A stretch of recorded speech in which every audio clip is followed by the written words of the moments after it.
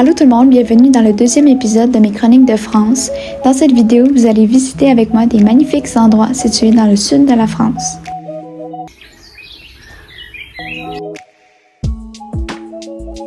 Le mercredi 14 juin, nous sommes allés visiter Avignon et ses attractions touristiques. Cela inclut le Rocher des Dômes, le Palais des Papes et le Pont d'Avignon.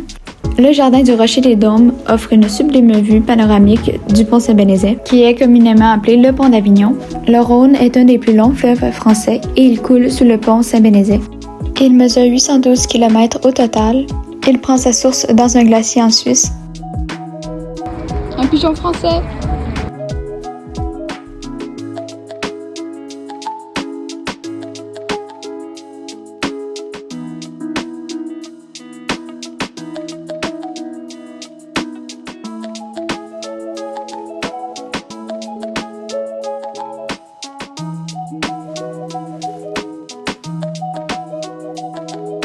Plus tard, nous avons fait la file pour faire la balade en petit train, qui est une attraction touristique.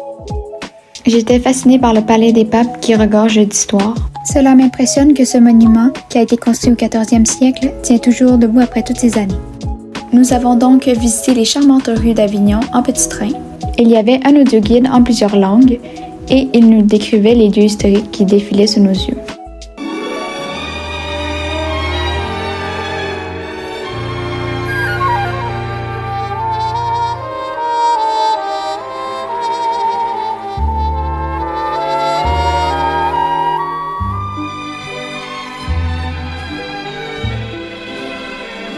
Sur l'heure du midi, nous sommes allés manger chez la Civette et le serveur était bien sympathique.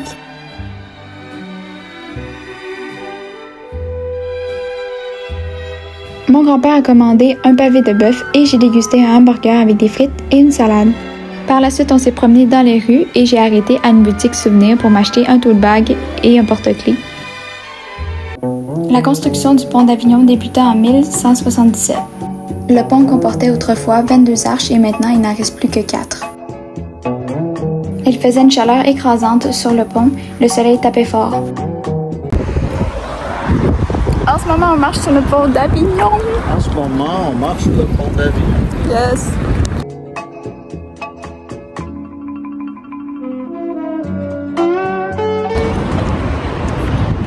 I'm sweating a lot. Ouais, tu as dit que le pont d'Avignon. Voilà. C'est le pont d'Avignon. Hey, on va dire qu'on a marché sur le Salut! Salut! Salut, le pont d'Avignon. Oui! On a dansé, gars. On a dansé sur On le a pont. dansé!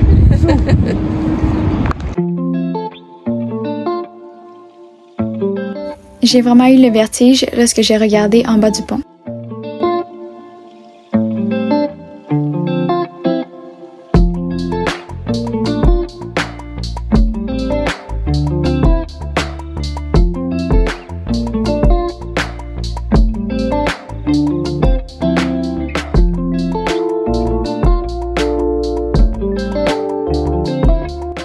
On est allé sur une autre plateforme d'observation et de là on voyait mieux les arches du pont. J'ai pris plusieurs photos avec mes grands-parents devant le pont d'Avignon. Beaucoup de bateaux de croisière circulent sur le Rhône. Les bateaux chargés de marchandises naviguent également sur le fleuve.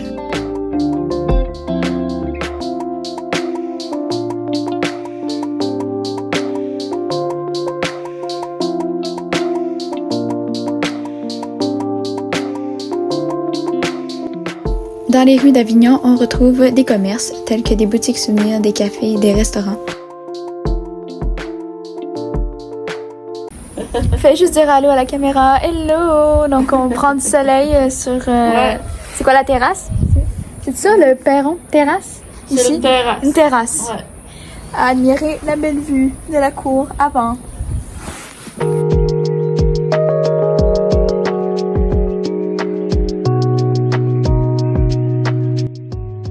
Le lendemain, nous avons pris la route en direction du pont du Gard. Selon le guide du site, il y a 3 oliviers millénaires de 5 mètres de circonférence. Ils ont été transplantés sur le site du pont du Gard en 1988. Le Gard ou le Gardon est une rivière d'environ 127 km qui coule sous le pont du Gard. Ce dernier est un pont aqueduc romain à 3 niveaux. Au niveau du 3e étage du pont, on retrouve le canal de l'aqueduc. Selon le guide du site, l'eau s'écoulait sur 50 km par simple gravitation. 35 000 mètres cubes d'eau circulaient chaque jour dans ce canal pour approvisionner les fontaines de Nîmes. Les Romains ont construit l'aqueduc au 1er siècle et en seulement 5 ans. Dans cette zone, il y a des restaurants et des terrasses. Personnellement, le pont du Gard m'a plus impressionné que le pont d'Avignon. Le monument est remarquable en raison de ses dimensions, de sa hauteur et de son bon état de conservation, ce qui prouve le génie des Romains. Sur le site du pont du Gard, il y a un bistrot, une boutique souvenir et des espaces de découverte incluant un musée.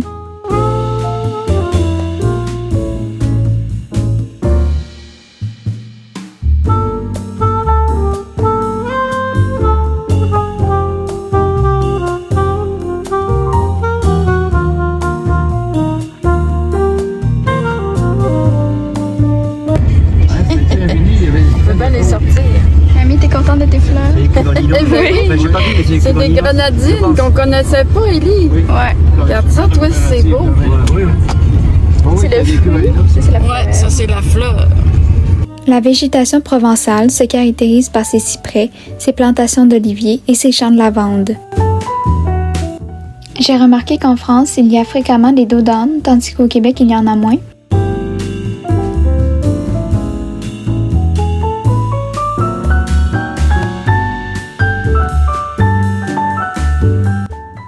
En soirée, Georges a proposé qu'on aille au site du partage des eaux de la Sorgue. Nous sommes arrivés là-bas vers 17h50. Quelques personnes étaient assises à des tables de pique-nique. Je trouvais cela mignon, la petite famille des canards qui barbotaient dans l'eau.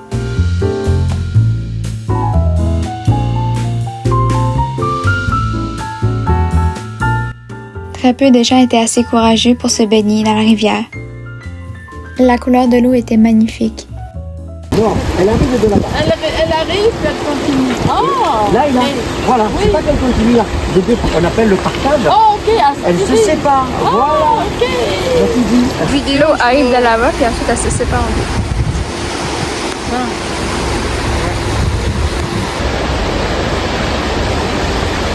Ah, c'est beau, Élie, hein? Après, Georges a téléphoné à sa belle-sœur Monique et on lui a rendu visite. Cette dernière possède une cour gigantesque qui est bien entretenue.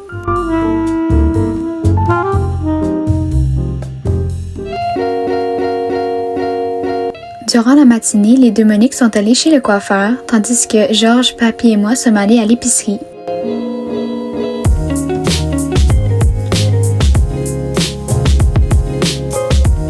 Après avoir été à l'épicerie, Georges désirait arrêter à la boulangerie Marie Blachère pour acheter des pains baguettes et des viennoiseries, telles que des chocolatines et des croissants. Les pâtisseries avaient l'air alléchantes. Avant de rentrer à la maison, nous avons fait un dernier arrêt chez Grand Frais, qui est une épicerie. Georges m'a gentiment acheté un sac de kumquat, qui est un agrume. En après-midi, j'ai relaxé assise sur une chaise au soleil et j'en ai profité pour écrire mes aventures dans mon journal de voyage. Avant le souper, nous sommes allés marcher autour du lac de Monteux et il faisait très chaud. Papy essaie de tuer une guêpe.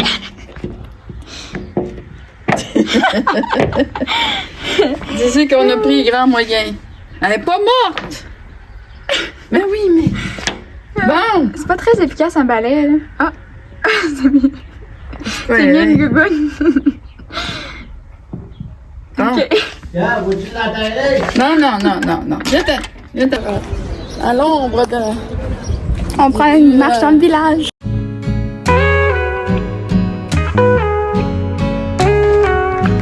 On s'en va à l'épicerie au U-Express.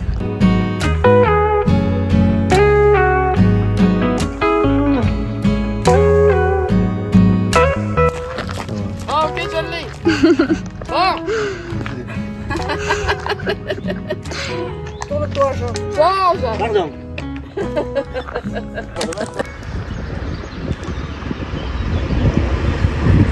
Après être brièvement allés sur le site du village des Boris, nous sommes allés à Gordes, qui est un village au sud de la France, perché sur un rocher.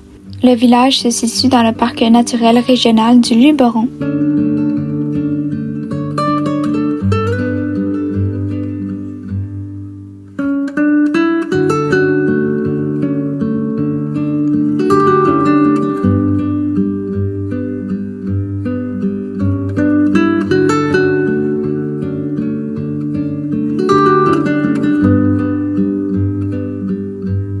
J'étais émerveillée par les ruelles caladées et la vieille architecture des maisons faites en pierre sèche.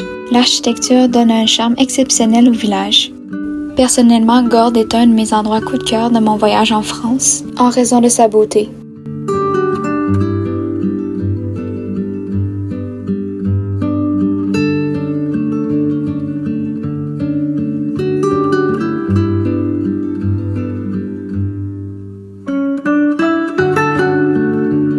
Vers 15h15, Papy, Georges, Mamie et moi, nous nous sommes baladés le long de la Sorgue d'Entraigues.